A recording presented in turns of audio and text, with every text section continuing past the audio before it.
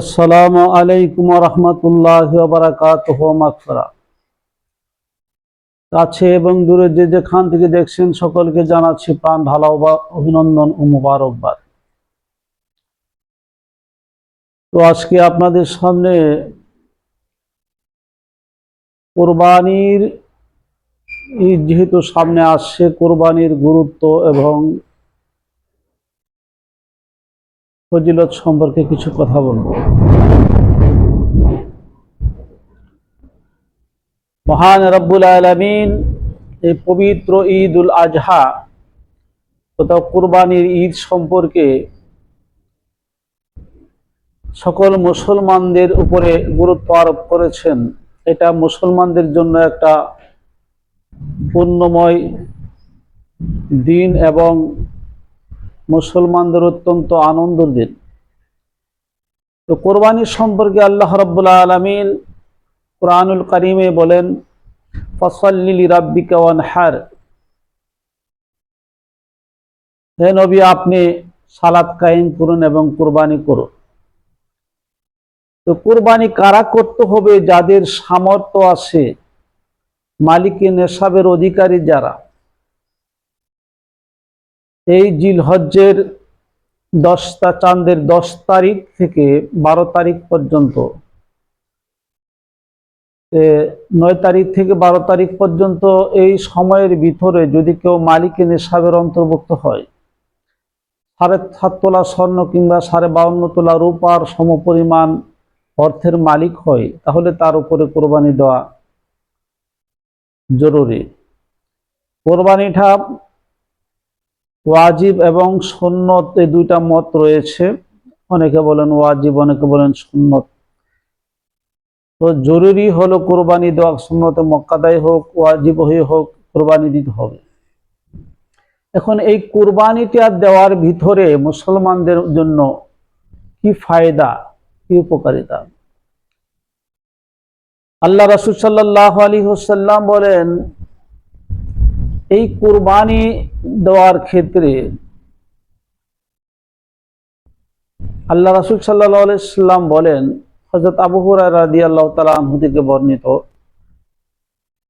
যে যেই ব্যক্তি কোরবানির সামর্থ্য রাখে এরপরও সে কোরবানি দিল না, সে যেন আমার ঈদগাহের কাছে না আসে। তাহলে বোঝাই গেল কোরবানি দেওয়ার প্রতি আল্লাহ রাসূল সাল্লাল্লাহু আলাইহি ওয়াসাল্লামের গুরুত্ব কতটুকু ছিল। এই কোরবানি এমন একটা জিনিস, কোরব যে শব্দটা, কুরবা থেকে আসছে। কুরবা মানে নিকটতম হওয়া, অতি কাছাকাছি হওয়া।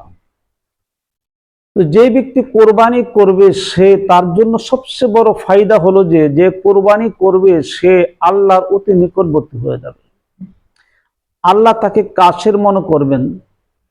আর কোরবানি দেওয়াটা শুধু পশু যে কোরবানি দিলেন সেটা নয়, অর্থাৎ মনের তাকওয়া সৃষ্টি করা, মনের মধ্যে আল্লাহর ভীরুতা সৃষ্টি করা এবং আল্লাহর জন্য নিজেকে উৎসর্গ করা, নিজেকে আল্লাহর প্রেমে বিলীন করে দেওয়ার যে বিষয়টা, এটাই হচ্ছে কোরবানি। এই কোরবানি দেওয়ার বিনিময়ে একটা মানুষ আল্লাহ রাব্বুল আলামিনের অতি প্রিয় হয় এবং কাছের হয়ে যায়। এবং এই কোরবানির বিনিময়ে যেহেতু একটা মানুষের যে আত্মশুদ্ধিতা আছে, মানুষের যে আত্মার পবিত্রতা সেটা আছে, মানুষের দেহ থেকে খান্নাস দূরীভূত হয়ে যায়। কারণ একটা মানুষের সবচেয়ে বেশি ক্ষতিকর বিষয়টা হলো খান্নাস যুক্ত হওয়া। আর খান্নাস যুক্ত কোনো মানুষ মুমিন হতে পারে না। তাহলে বুঝাই গেল কোরবানিটার দ্বারা এখানে কিন্তু একটা পরীক্ষা হয়ে যায় যে মানুষটা কি খান্নাস যুক্ত না খান্নাস মুক্ত। খান্নাস মুক্ত হয়ে গেলে একটা মানুষ পুত পবিত্র হয়ে যায় এবং আল্লাহর নিকটবর্তী হয়ে যায়। তো কোরবানির দ্বারা কিছু জিনিস পরিষ্কার হয়ে যায় যে একটা মানুষ আল্লাহকে কতটুকু ভালোবাসলো এবং আল্লাহর এই সৃষ্টিজীব মানবতার যে বিষয়, আল্লাহ সৃষ্টিকুলের প্রতি যারা দরিদ্র তাদের উপরে এটা কিন্তু একটা এহসান দয়া। এই দারিদ্রদের উপরে কতটুকু সহানুভূতিশীল হলো, আজকে যেহেতু কোরবানির ঈদ হবে এমন একটা দিনে, যেদিন কোরবানির ঈদ আসে, ওই দিনে যখন সকলে আনন্দের মধ্যে মেতে থাকবে, আল্লাহর সন্তুষ্টির জন্য শুকরগুজারি করবে, আর কিছু কিছু অভাবী মানুষ অভাবগ্রস্ত থাকবে, খানার জন্য তারা ভালো খেতে পারবে না। আর এই না খাওয়ার যে পূর্ণতা, এটা যদি কোনো মানুষ কোরবানির মধ্যে করে দেয়, সেটা আল্লাহর জন্যই করা হলো এবং আল্লাহ সেটা পছন্দ করেন। তো কোরবানির বিশেষ যে মাসালা হলো, কোরবানি কারা করবে? সামর্থ্যবান যারা রয়েছেন তারাই কোরবানি করবে, আর যাদের কোরবানি দেওয়ার সামর্থ্য নাই তাদেরকে আল্লাহ রাব্বুল আলামিন কোরবানি দিতে বলেন নাই। এরকম কি যারা প্রশ্ন করতে পারেন, যারা ছোট নাবালক, তারা যদি এই 3 দিনের ভিতরে মালিকের নেশাবের অধিকারী হয়, তারা কি কোরবানি দিতে হবে? না, তারা কোরবানি দিতে হবে না, নাবালকের কোনো কোরবানি নাই। এছাড়া যদি কোনো মানুষ মুসাফির অবস্থায় থাকে, ভ্রমণে সফরে থাকে, সেও যদি মালিকের নেশাবের অধিকারী থাকে কিন্তু সফরে থাকার কারণে, তারও কোরবানি দিতে হবে না। কোরবানি কেবল তারাই দিবে যারা বাড়িতে থাকবে এবং বাড়িতে থাকা অবস্থায় নিসাবের অধিকারী হবে।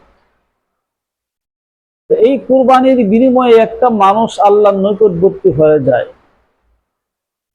তো এই কোরবানি সম্পর্কে হযরত আয়েশা রাদিয়াল্লাহু তাআলা আনহু বলেছেন যে আল্লাহর রাসূল সাল্লাল্লাহু আলাইহি ওয়াসাল্লাম বলেছেন, কুরবানির বিনিময়ে একটা মানুষের ভিতরে যে আল্লাহর প্রতি প্রেম, আল্লাহর প্রতি যে ভালোবাসা, মহাব্বত, সেটা প্রমাণিত হয়ে যায়। তো আল্লাহ রাসূল সাল্লাল্লাহু আলাইহি ওয়াসাল্লাম বলেছেন, তোমরা কুরবানি করো, যদি কুরবানির নিসাব পরিমাণ মালের মালিক হয়ে থাকো তো কুরবানি করো।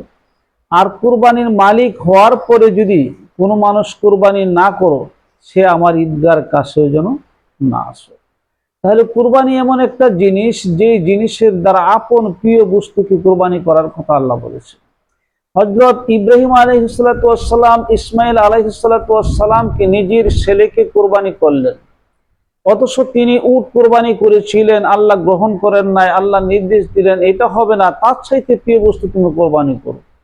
হযরত ইব্রাহিম আলাইহিস সালাতু ওয়াস সালাম এই জন্য নিজের ছেলেকে কুরবানি করে প্রমাণ করে দিলেন যে আমি আল্লাহর চাইতে নিজের ছেলে, সন্তান, বউ, জীবিত কাউকে বেশি ভালোবাসি না। আমি আল্লাহর জন্য আমার নিজেকেও কুরবানি করে দিতে পারি। আর এই কুরবানিটা হচ্ছে এমন একটা পরীক্ষা ক্ষেত্র, যে কুরবানির দ্বারা একটা মানুষ আল্লাহর যে অতীত সেটা প্রমাণ করবে। তাহলে একজন মানুষের জন্য কুরবানির ঈদ এবং মহত্ব এবং গুরুত্ব অত্যন্ত বেশি।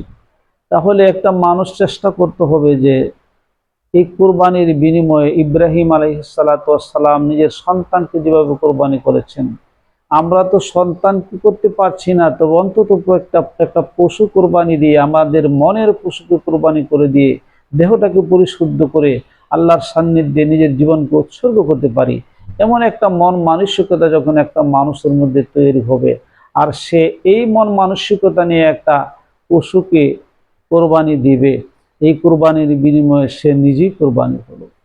হাদিস শরীফে আসে, আল্লাহ রাসূল সাল্লাল্লাহু আলাইহি ওয়াসাল্লাম বলেছেন, মা আয়েশা রাদিয়াল্লাহু তাআলা আনহা থেকে যেটা বর্ণিত হয়েছে, যে কুরবানির পশু আল্লাহর দরবারে হাসরে কিয়ামতের দিন কুরবানি পশুর খুর এবং তার চামড়া, হাড্ডি, এগুলি রক্ত আল্লাহর কাছে পৌঁছানো হবে, যে এই বান্দা এই জিনিসগুলি আল্লাহ তোমার নামে কোরবানি করেছেন। এবং কুরবানির রক্ত মাটিতে পড়ার সাথে সাথেই আল্লাহর দরবারে কুরবানি কবুল হয়ে যাবে। এই জন্য আল্লাহ রাসূল বলেছেন তোমরা বেশি বেশি কোরবানি করো, কারণ কোরবানি এমন একটা জিনিস যেটা রক্ত মাটিতে পড়ার সাথে সাথে আল্লাহর দরবারে কবুল হয়ে যায়। এবং এই কোরবানির প্রমাণ স্বরূপ কিয়ামতের দিন এই কোরবানির চামড়া, পশু যে খুর এগুলা আছে, এগুলাকে আল্লাহর সামনে উপস্থিত করা হবে প্রমাণ স্বরূপ। সুতরাং কুরবানি একটা গুরুত্বপূর্ণ ইবাদত এবং আল্লাহর প্রেমের একটা নিদর্শন। সুতরাং সকলে যেন আমরা যার সাধ্য আছে তারা যেন কোরবানি করি। এই কোরবানির বিনিময়ে একটা মানুষের জীবনের গুনাহ খাতা আল্লাহ রাব্বুল আলামিন ক্ষমা করে দিতে পারেন এবং তার দেহটাকে পরিশুদ্ধ করে নিতে পারেন। ওয়া আখিরি দাওয়ানা আলহামদুলিল্লাহি রাব্বিল আলামিন ওয়াসসালাতু ওয়াসসালামু আলা রাসূলিহি।